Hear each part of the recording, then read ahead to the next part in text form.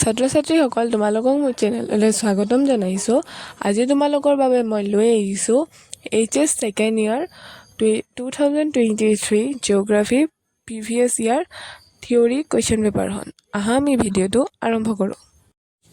ফাৰ্ষ্টৰ কুৱেশ্যনটো হৈছে তলত যিকোনো 4টা প্ৰশ্নৰ উত্তৰ লিখা। এইটো হৈছে 2011 চনৰ লোকপিয়ল মতে ভাৰতৰ কোনখন ৰাজ্যৰ জনসংখ্যা ঘনত্ব কম? অপশ্যন 1টো হৈছে অসম, অপশ্যন 2টো হৈছে ৰাজস্থান, অপশ্যন 3টো হৈছে অৰুণাচল প্ৰদেশ, অপশ্যন 4টো হৈছে ত্ৰিপুৰা। বিটো হৈছে তলৰ কোনবিধ আহজাতীয় শস্য? অপশ্যন 1টো হৈছে চাহ, 2টো হৈছে কুঁহিয়াৰ, 3টো হৈছে কপাহ আৰু 4টো হৈছে ধান। চি নম্বৰ কুৱেশ্যনটো হৈছে ট্ৰান্স চাইবেৰিয়ান ৰেলপথৰ দৈৰ্ঘ্য। অপশ্যন 1টো হৈছে 9332 কিলোমিটাৰ, অপশ্যন 2টো হৈছে 5050 কিলোমিটাৰ, অপশ্যন 3টো হৈছে 1000 কিলোমিটাৰ, অপশ্যন 4টো হৈছে 8848 কিলোমিটাৰ। ডি কুৱেশ্যনটো হৈছে তলৰ কোনখন ৰাষ্ট্ৰ মানৱ সম্পদ উন্নয়নৰ সূচাংক প্ৰথম? অপশ্যন 1টো হৈছে আমেৰিকা, 2টো হৈছে অষ্ট্ৰেলিয়া, 3টো হৈছে নৰৱে, 4টো হৈছে ভাৰতবৰ্ষ। এইটো হৈছে আধুনিক মানৱ ভূগোলৰ পিতৃ কোন? এইটো হৈছে হামবল্ট, বিটো হৈছে ৰাটজেল্ট, চিটো হৈছে চি ৰিটাৰ আৰু 4টো হৈছে ওপৰৰ এটাও নহয়। এফটো হৈছে উজনি অসমৰ হুগ্ৰীজান তলৰ কোনবিধ খনিজ পদাৰ্থৰ বাবে জনাজাত? 1টো হৈছে খাৰুৱা তেল, 2টো হৈছে কয়লা, 3টো হৈছে চূণশিল, 4টো হৈছে চিলিমেটাইট।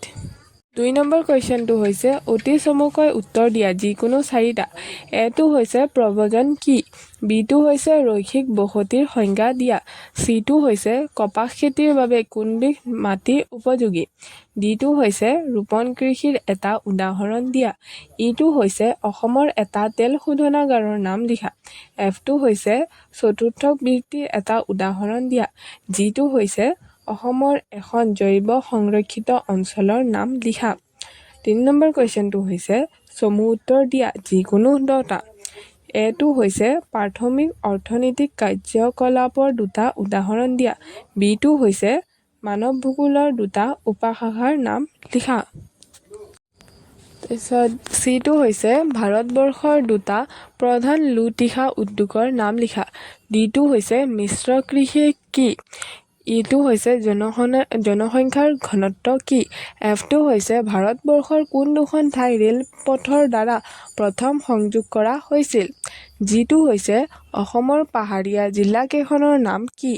এইচটো হৈছে ব্ৰহ্মপুত্ৰ নদীৰ 2খন উপনদীৰ নাম লিখা, আইটো হৈছে গ্ৰাম্য বসতিৰ 2টা প্ৰকাৰ লিখা, জেটো হৈছে অসমৰ 2টা জনজাতিৰ নাম লিখা, কেটো হৈছে অসমৰ সৈতে উমৈহতীয়া সীমাত থকা 2খন বিদেশী ৰাষ্ট্ৰৰ নাম লিখা, এলটো হৈছে অসমৰ 2টা ব্যাঘ্ৰ প্ৰকল্পৰ নাম লিখা, এমটো হৈছে ভূমিক্ষয় বুলিলে কি বুজা?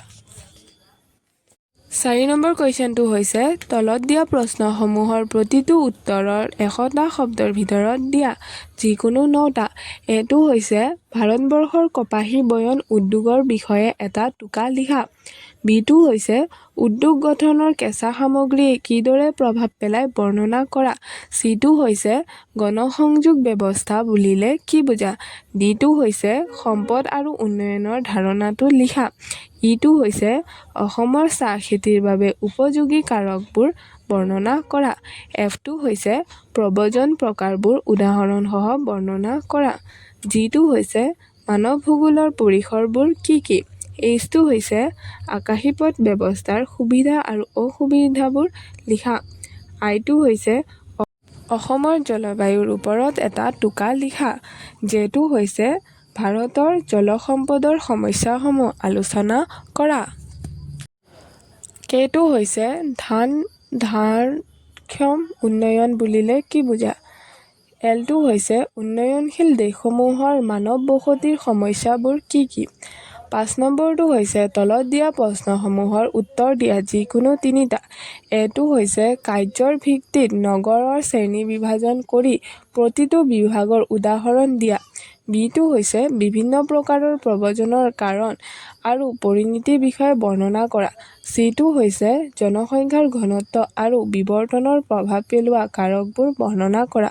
ডিটো হৈছে গোলকীয় উত্তাপন বুলিলে কি বুজা? গোলকীয় উত্তাপ বৃদ্ধিৰ সেউজগৃহ গেছসমূহৰ প্ৰভাৱ চমুকৈ বৰ্ণনা কৰা। ইটো হৈছে ভাৰতৰ পৰিসীমা দেখুৱাই এখন মানচিত্ৰ অংকন কৰা আৰু তাত তলত দিয়াবোৰ অৱস্থাবোৰ দেখুওৱা।